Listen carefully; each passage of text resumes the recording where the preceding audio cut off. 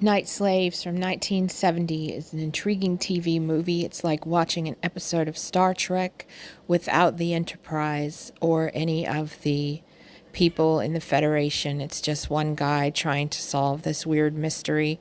At the beginning, a man named Clay is driving in his nice car and reminiscing about when he broke up with his business partner, told the guy to take the business, that he'd had enough of all the money in the cars. We don't know what the business was.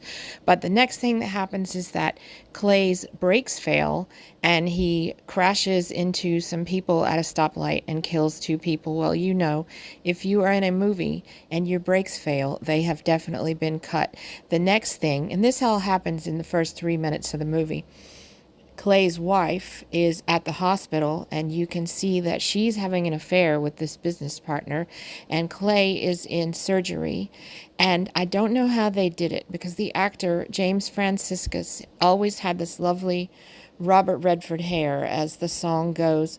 But somehow he ends up with a metal plate in his head from the surgery, but his hair is perfect. And the next thing you know, he and his wife, Lee Grant, are on vacation, and she says, let's stop at this next town. And the town is deserted, and it looks like some town where they would have filmed a Western. Everyone in the town seems to be taking a nap. And they check in at the hotel or bed and breakfast, whatever it is.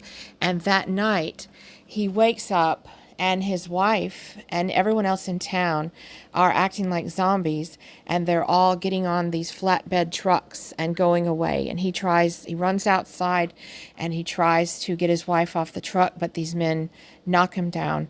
And then he wakes up in the morning and everyone starts gaslighting him, including Leslie Nielsen, who is the sheriff of the town, and Andrew Prine, who I'm always glad to see in a horror movie, is not exactly, and that's a Star Trek connection because he was on Star Trek a lot as a guest. It's he's hanging around looking slack-jawed and not part of the gaslighting, but just observing. And Lee Grant is on the phone to her affair partner, the business partner, and she doesn't know what to do. And maybe she knows what's going on. Maybe she doesn't. I certainly don't. And James Franciscus says to Lee Grant, I've never felt farther from you than I do now. And I forgot to mention that when he woke up and ran outside, there was a strange girl that was observing him and mocking him. And she's the only person that's not affected by whatever is going on in this town. Now, normally, if I was reviewing a mystery, I would tell you what happens in the first 30 minutes, but I'm going to stop there. Everything that I've said is, it's a fast-moving plot. This is way less than 30 minutes of the plot.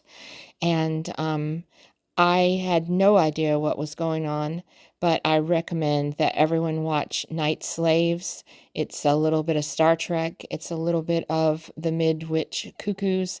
It's a lot of fun if you like classic TV movies.